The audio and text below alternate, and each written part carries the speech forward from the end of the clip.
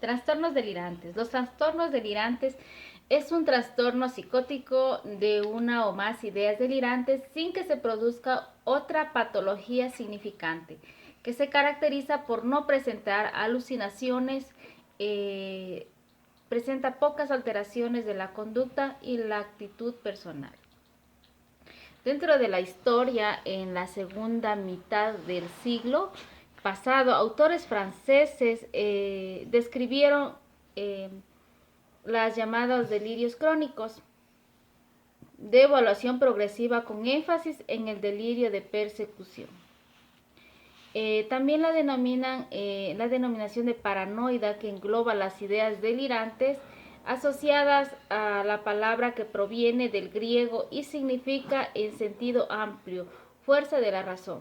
También se habla en 1899. La paranoia es una psicosis progresiva crónica caracterizada por el desarrollo de los sistemas delirantes estables, sin deterioro mental, sin alteraciones de la conciencia ni de la coherencia del lenguaje del paciente.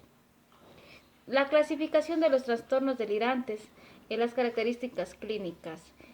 Fundamentalmente es la presencia de una idea delirante frecuentemente persistente y que a veces evoluciona a lo largo de la vida. Para tener el criterio utilizamos las herramientas del Manual Diagnóstico y Estadístico de los Trastornos Mentales, el DSM-4, considera que los trastornos delirantes deben tener varios criterios, como también en la clasificación internacional de enfermedades, el CIE-10, habla de los trastornos delirantes, abandonando así las antiguas denominaciones de la paranoia y los estados de paranoides. La clasificación menciona temas persecutorios, hipocondríacos, grandiosidad, litigantes y de celos. Acepta fenómenos depresivos, intermitentes y alucinaciones olfativas o táctiles ocasionales. Advierte también claramente las ideas diferentes de control. Finalmente considera, para considerarse un tiempo de evolución de por lo menos de 6 meses. También hay que considerar que se excluye la presencia o sospecha de soluciones de cualquier clase de cualquier momento. Ideas delirantes extrañas, bizarras o fantásticas. Evidencias de daño cerebral, comienzo de enfermedades después de los 60 años y síndromes claros de depresión o manía.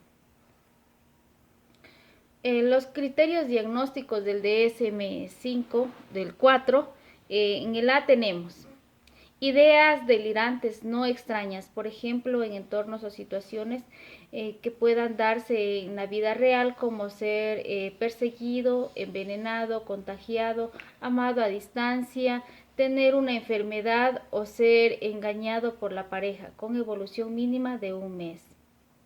El criterio B nunca ha cumplido el criterio A para esquizofrenia, es decir, ninguna de las siguientes está presente por más de unas pocas horas. Alucinaciones, lenguaje desorganizado, comportamiento catatónico o severamente desorganizados o síntomas negativos. Por ejemplo, planeamiento afectivo, alogía o abulia. También hay que considerar esta nota dentro de este criterio que las alucinaciones táctiles y olfatorias no se excluyen si están relacionadas con el tema de delirio. Dentro del criterio C tenemos, aparte de las ideas delirantes o de sus marcadamente alterado y la conducta no es manifiesta extraña. El criterio D, si durante las alteraciones delirantes ha aparecido un síndrome maníaco o depresivo mayor, la duración de estos episodios ha sido breve si se compara con la duración total de la alteración delirante. El criterio E, no debido al afecto directo de una sustancia, por ejemplo, puede ser abuso de drogas o intoxicaciones medicamentosas o algún medicamento que le está produciendo estos tipos de delirios o alguna enfermedad médica general. Dentro de la epidemiología de los trastornos delirantes, aplicando criterios operacionales estrictos, el número de pacientes identificados con trastornos delirantes que han ingresado a casas psiquiátricas constituye entre el 1 y el 4% todos los ingresos a casas de salud psiquiátricas. La incidencia es de 1 por 100.000 habitantes. La prevalencia es de 24 por 100.000. Hay que considerar que estos trastornos aparecen entre 42 años a 55 años, siendo el predominio en lo que es el género femenino un 54.1%. La mayoría de estos pacientes con estos síndromes, estos trastornos, es en pacientes casados o que también tienen una escasa ingresos económicos. La etiología. Son notables en contraste los factores de personalidad en relación con diversas situaciones ambientales. La personalidad llamada paranoide sería un factor predisponente, siendo los estados paranoides un aumento o exageración de los principios o rasgos de dicha personalidad. Hay también hipótesis, de acuerdo a los estudios, el pensamiento proyectivo existiría en mayor grado en los individuos paranoides, pero como anotan en varios autores, para que se genere un estado paranoide no basta tener pensamientos proyectivos ni suspicacia. Una de las acciones de los demás dándoles un sentido de hostilidad y o significativo personal. O sea, esto tiene que ser una interpretación errónea.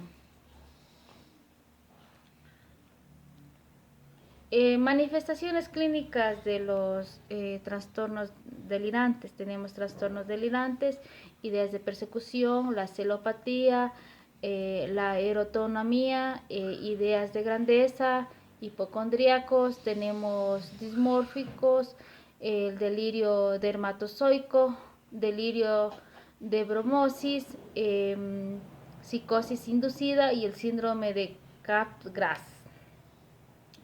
Trastorno delirante dentro de la clasificación. Se aconseja denominar como inespecífico aquellos casos donde no hay predominio de la determinada idea delirante. Ideas de persecución. Tiene como núcleo central la convicción de ser víctima de una conspiración, una injusticia, una difamación o una especie de conjuro que pone en vida la palabra del paciente. La celopatía o celos delirantes. Los celos son manifestaciones de conductas en respuesta al estímulo que amenaza con apropiarse a destruir o a robar la propiedad. Ser celoso es utilizado como adjetivo, verbo o atribución de personalidad. El individuo con celos no pierde su entorno con la realidad.